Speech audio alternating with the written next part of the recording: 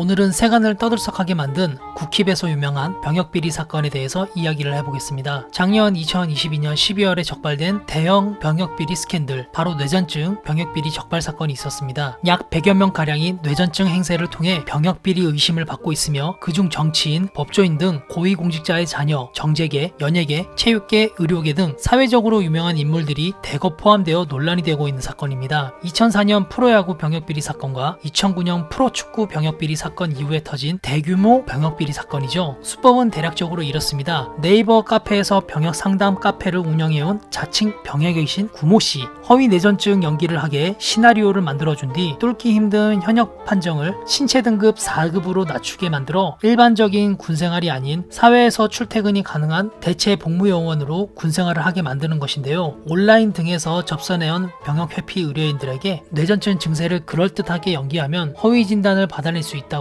홍보를 했습니다. 이런 컨설팅을 해줌으로 의료인의 재정 상태에 따라 500만원에서 수천만원에 달하는 금액을 받아냈죠. 원래 이런 병역 관련 컨설팅은 그 자체가 불법은 아닙니다. 병역 판정 검사에서 신장, 체중 등의 검사 중 자연스럽게 낮은 급수를 받게 되는 사안을 제외하면 대부분의 경우 본인이 증명하여 인정받지 못하면 그대로 현역에 징집이 됩니다. 대충 준비해서 연기를 한다고 해도 4급 이하를 내주지 않으며 병무청 의사들이 내가 가만히 있어도 아프다는 걸 알아주거나 나도 모르던 신체 이상을 찾아내는 경우는 없다고 봐도 되지요. 저도 한때 아토피로 심하게 고생을 했으며 누가 봐도 멸치였었지만 3급 판정을 받고 현역 복무를 이행했었습니다. 내 생각에는 나도 4등급이었는데.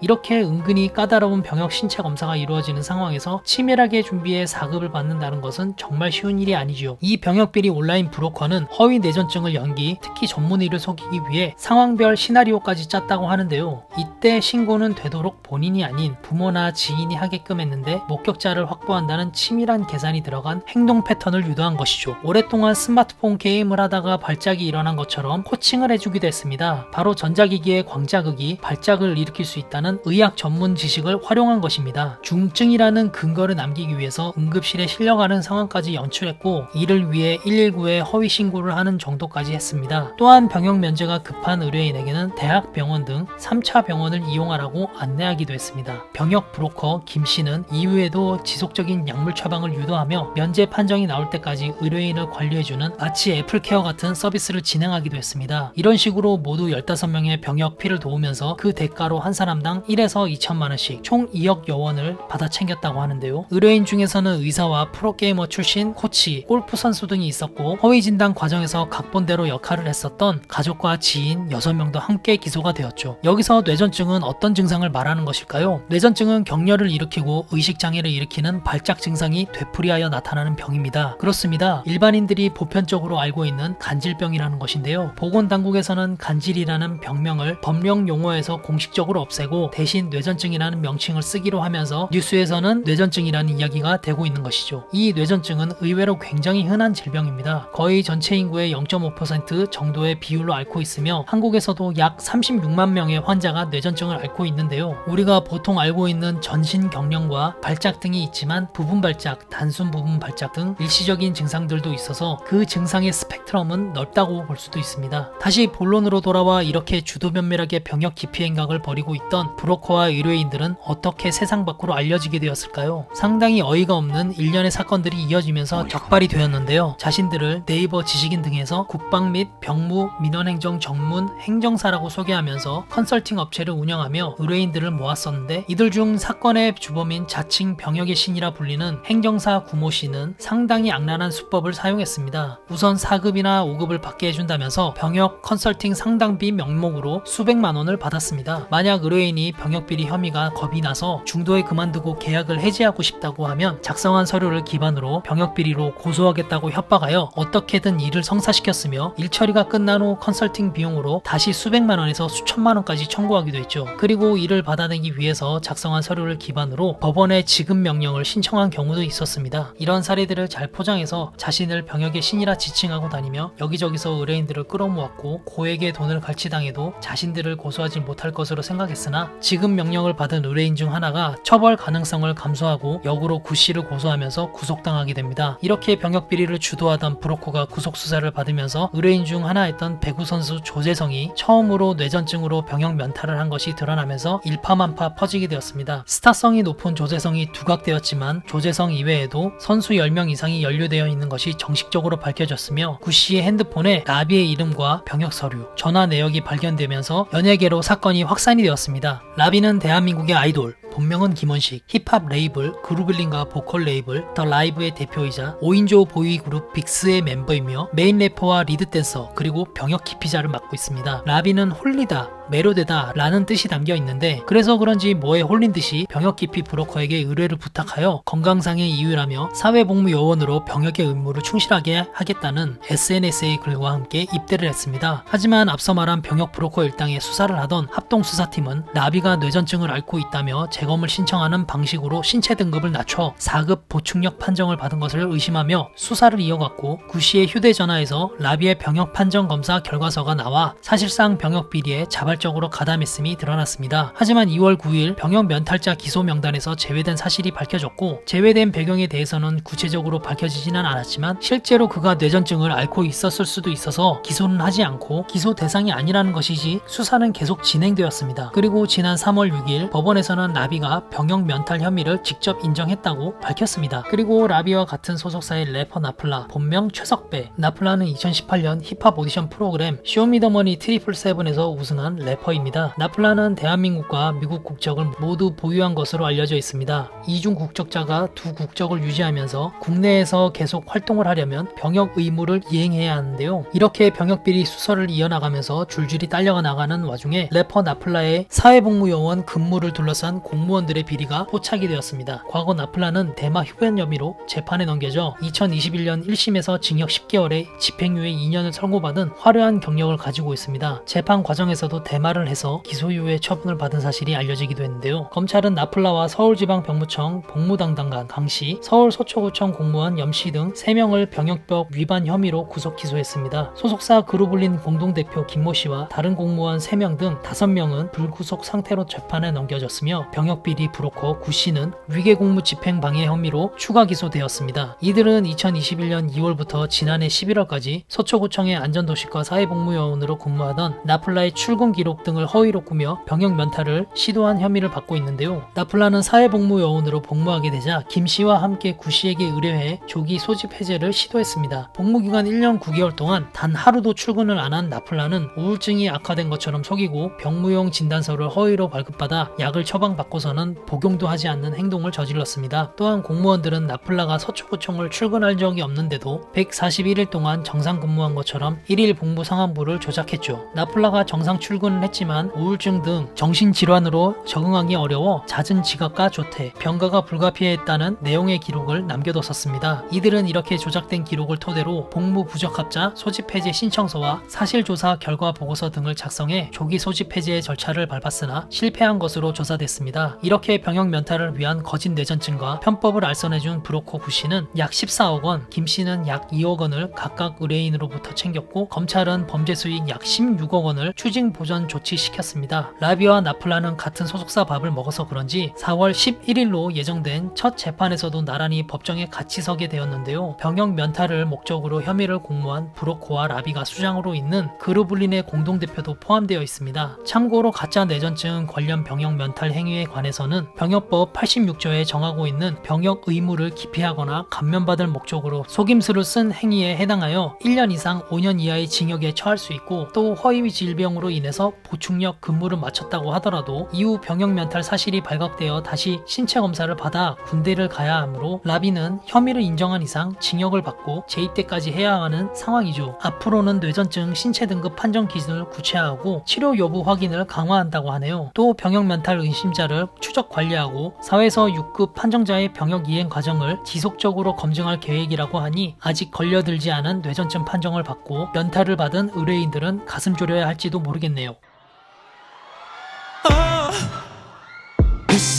감사합니다. 사건의 소용돌이었습니다.